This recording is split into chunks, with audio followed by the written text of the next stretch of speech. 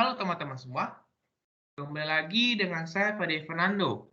Dan pada kesempatan kali ini saya akan menjelaskan tentang pengertian akun, jenis-jenisnya, serta beberapa contohnya.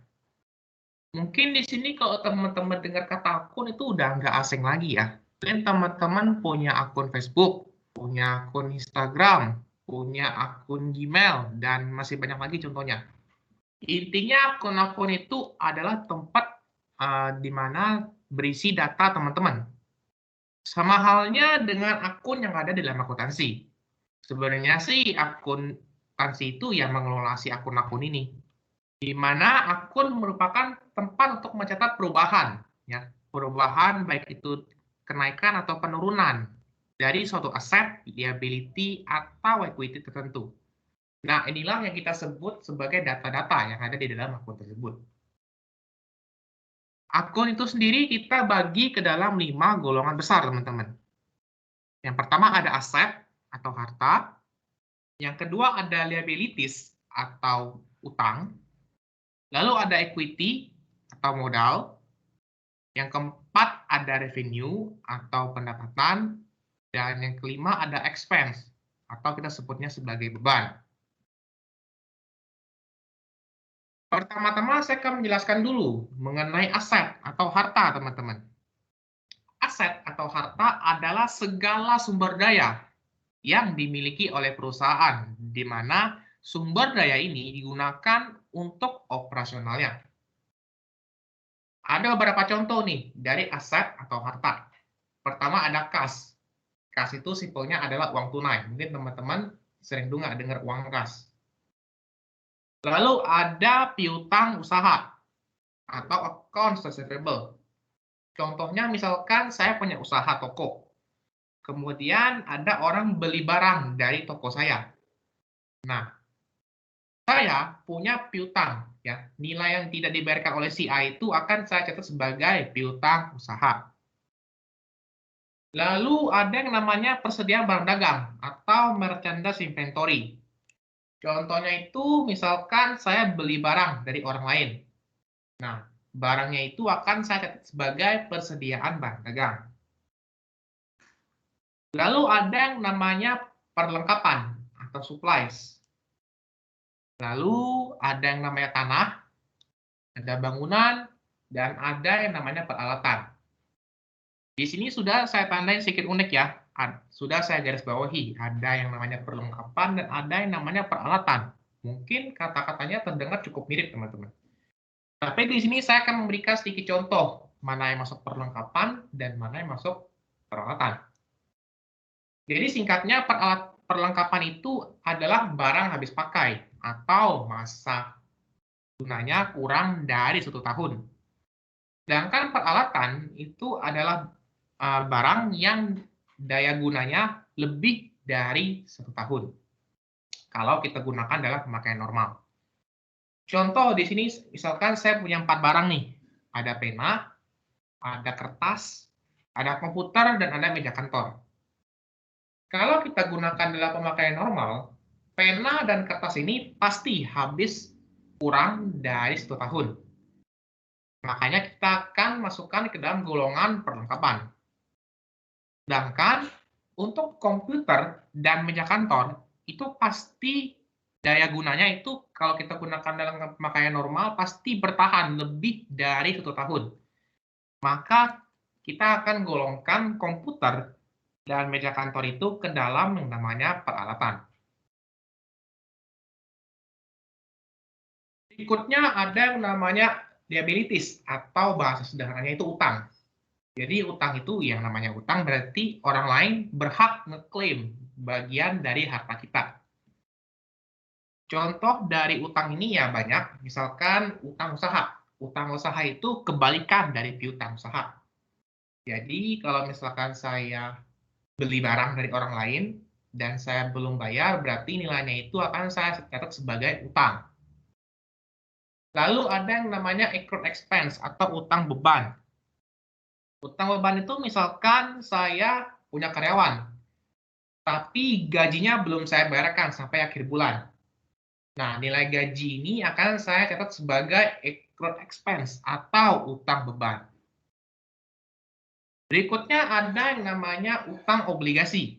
Utang obligasi ini dia utang yang istilahnya tertulis ya, ada surat-suratnya tersendiri, nanti akan kita bahas di bab tersendiri.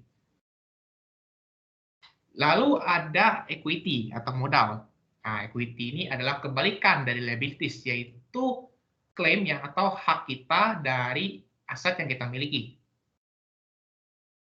Sebenarnya di sini yang saya jelaskan lebih ke akuntansi korporasi atau akuntansi perusahaan, tapi akan saya berikan sedikit perbedaan akuntansi yang biasanya teman-teman gunakan untuk perorangan.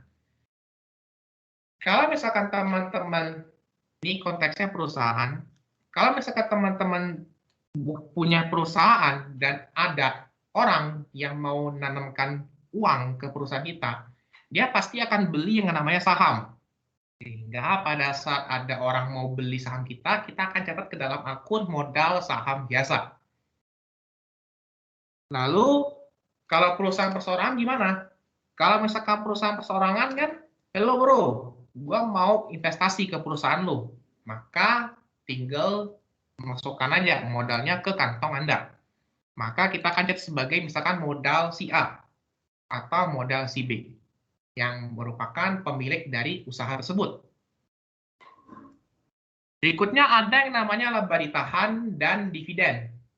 Ini saya langsung bahas saja karena mereka saling berkaitan satu dengan yang lain.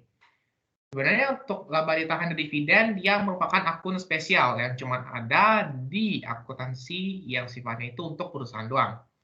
Sedangkan kalau misalkan ada laba di perusahaan perseorangan tinggal catat modal si A bertambah.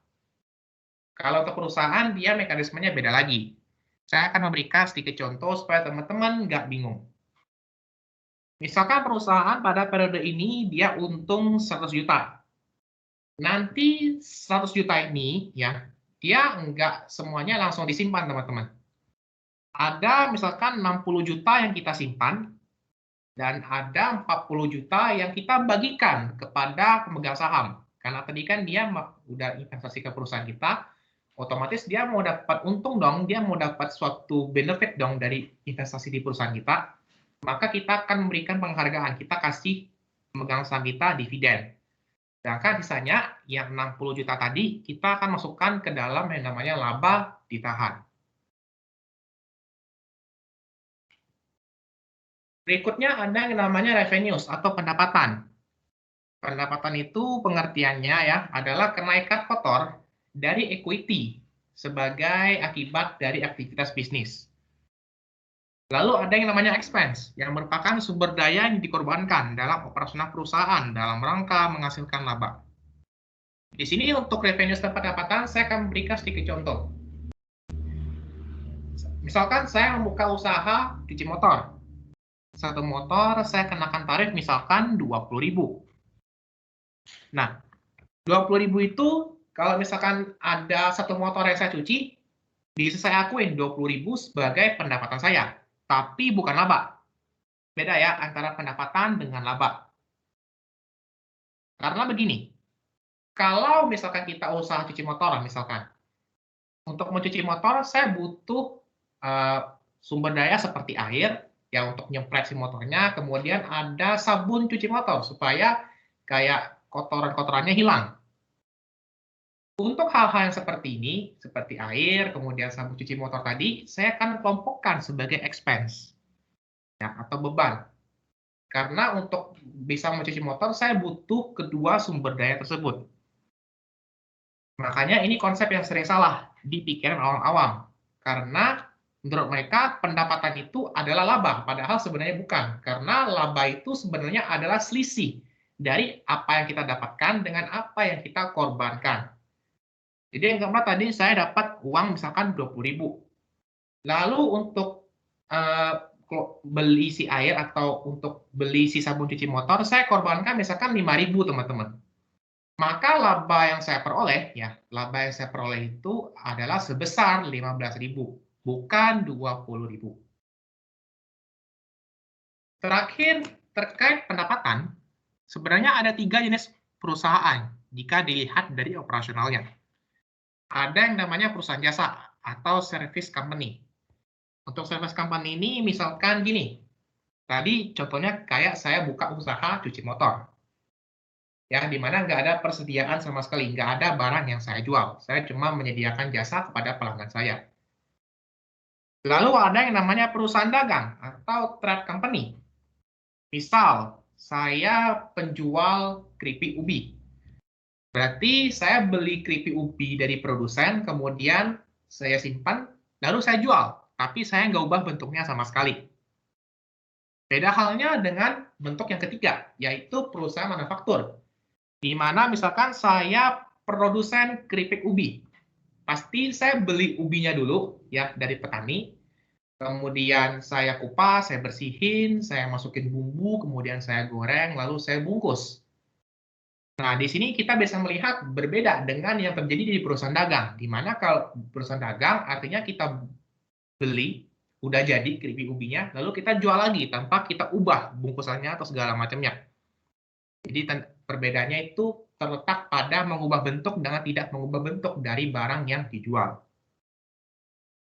Oke, dan yang dapat saya sampaikan untuk video kali ini. Apabila ada kesalahan, saya minta maaf. Sekian dan bye-bye.